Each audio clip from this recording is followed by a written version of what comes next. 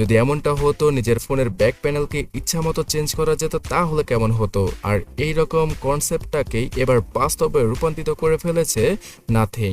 Nothing কোম্পানির নতুন sub brand CMF এর পক্ষ থেকে একটা বাজেট ক্যাটাগরিতে ভ্যালু ফর মানির স্মার্টফোন লঞ্চ করা হয়েছে, যার নাম সিএমএফ ফোন 1। শুধুমাত্র 15,000 রুপির আশেপাশেই এই ফোনটা এমন কিছু স্পেসিফিকেশন অফার করছে যেটা কিনা Xiaomi, Realme তো দূরে থাক, আইকিউ কখনো দিতে পারবে না।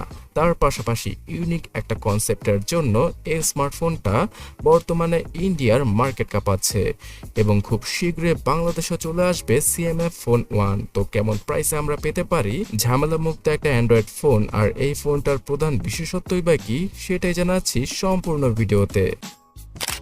নাথিং সিএমএফ কে তৈরি করেছে বাজেট ক্যাটাগরি অথবা মিড বাজেট ক্যাটাগরির মার্কেটটাকে ধরার জন্য, যেটা কিনা Xiaomi, Realme আর Vivoর আইকিউ খুব সহজেই দখল করে রেখেছে। তো এই কারণেই কম বাজেটের মধ্যে মানে শুধুমাত্র 15,000 রুপির মধ্যেই 120 হার্জের অ্যামোলেড প্যানেলের ডিসপ্লেকে অফার করছে নাথিং, যেখানে কিনা 2000 নিটসের পিক ব্রাইটনেস রয়েছে।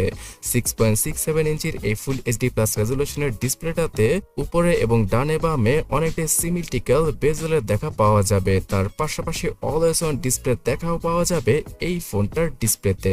অ্যান্ড্রয়েড 14 রান করা এই ফোনটাতে নাথিং ওএস এর নতুন ভার্সনকে নিয়ে এসেছে নাথিং, যার মধ্যে কিনা তেমন কোনো অ্যাডস এর দেখা পাওয়াই যাবে না এবং এখানে ব্লোটওয়্যারের দেখাও রয়েছে খুব অল্প, যার জন্য কিনা একদম ভেজাল মুক্ত একটা স্মার্টফোন বলা হচ্ছে সিএমএফ ফোন 1 কে।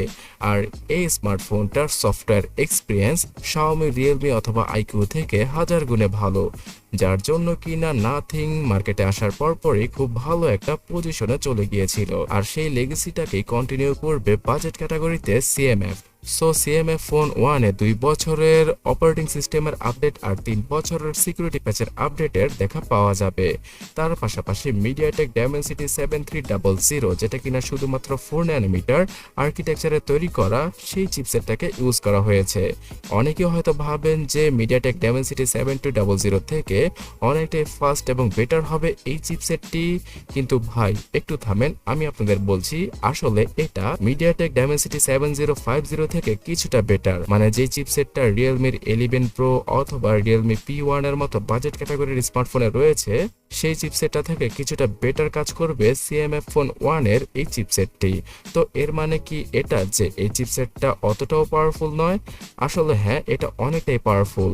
মানে 15,000 রুপির আশেপাশে যতগুলো ফোন রয়েছে মোটোরোলা, আইকিউ, রিয়েলমি অথবা Xiaomiর সেই ফোনগুলোর মতোই পারফরমেন্স পাওয়া যাবে এখান থেকে। অন্তত বেঞ্চমার্কের 6.5 লক্ষের কাছাকাছি স্কোর করে এই চিপসেটটি। তো আপনি হয়তো ভাবতেই পারছেন যে এই বাজেটে আর কি লাগে। রেগুলার কাজ করা, ফেসবুক, ইউটিউব সহ টিকটক আর গেম খেলা সবকিছু পসিবল হবে সিএমএফ ফোন 1 এ, এবং এই ফোনটার জন্যই পাবজির মতো গেম খেলা যাবে 60 FPS এ, কিছুটা টেনে টুনে। আর ফ্রি ফায়ারের মতো গেমটাও আপনারা ইজিলি খেলতে পারবেন।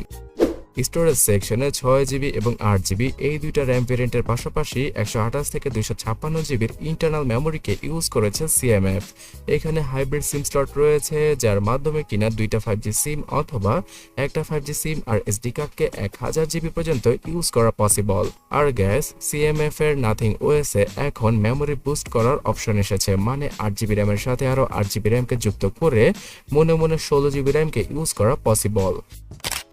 ক্যামেরা সেকশনে কিছুটা কস্ট কাটিং করা হয়েছে, যেমন আল্ট্রাওয়াইড ক্যামেরাকে দেওয়া হয়নি। তবে এখানে আমি নাথিংকে কোনোভাবেই দোষারোপ করব না, বিকজ বর্তমানে একটা 30-40 হাজার টাকার স্মার্টফোনেও আল্ট্রাওয়াইড ক্যামেরাকে গায়েব করে দিচ্ছে অনেক নামি দামি ব্র্যান্ড। সেখানে নাথিং এর দোষ দিয়ে লাভ নেই। মার্কেট বিবেচনায় 50 মেগাপিক্সেলের মেন ক্যামেরাটা খুব ভালোই কাজ করে। তার পাশাপাশি 4K তো ভিডিও রেকর্ড করা যায় সিএমএফ ফোন 1 দ্বারা।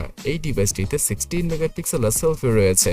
তো আর কি লাগে, বাজেট ক্যাটাগরিতে রিয়ার ক্যামেরা এবং ফ্রন্ট ক্যামেরা দুইটাই ভালো পেয়ে গেছি আমরা। যদি আল্ট্রাওয়াইড ক্যামেরাকে ইউজ করা হতো তাহলে খেলাটা আরো কিছুটা জমে যেত। তবে এই ফোনটার ক্যামেরাকে 2x এ রূপান্তরিত করে মোটামুটি ভালো লেভেলের পোর্ট্রেট ফটোগ্রাফি করা যায়। তবে হ্যাঁ, ডুয়াল স্টোরেজ স্পিকারের সাপোর্ট থাকলে আরো কিছুটা বেটার হতো। সকল জল্পনা কল্পনাকে সাইডে ফেলে যে জিনিসটা সবচেয়ে বেশি মার্কেটিং করেছে নাথিং, সেটা হচ্ছে গিয়ে এর রিপ্লেসেবল ব্যাক প্যানেল। মানে আপনি এই ফোনটার ব্যাক প্যানেলকে স্ক্রুড্রাইভারের সাহায্যে খুলে নতুন একটা ব্যাক প্যানেলকে লাগিয়ে নিতে পারবেন এবং এতে করে ফোনটা নতুনের মতো হয়ে যাবে। প্রতিটা ব্যাক প্যানেলের জন্য ইন্ডিয়াতে 1500 রুপি চার্জ করা হচ্ছে। তো আমি ভাবছি যে চায়নাতে এর সস্তা কপি খুব সহজে চলে আসবে 200 থেকে 300 টাকার মধ্যে, তখন আরও কিছুটা বেটার হবে।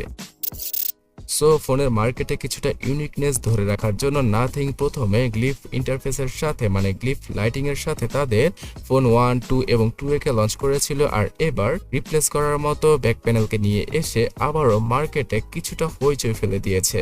এই বিষয়টা আপনারা কিভাবে দেখছেন অবশ্যই কমেন্ট করে জানাবেন। Under display fingerprint scanner, gyro সহ সব ধরনের প্রয়োজনীয় সেন্সর আর 5000 mAh এর ব্যাটারির পাশাপাশি 33 ওয়াটের চার্জিং স্পিড রয়েছে এখানে, যার মাধ্যমে কিনা 1 ঘন্টায় ফোনটাকে ফুলি চার্জ করা পসিবল। তবে হ্যাঁ, বক্সের সাথে চার্জারকে পাওয়া যাবে না।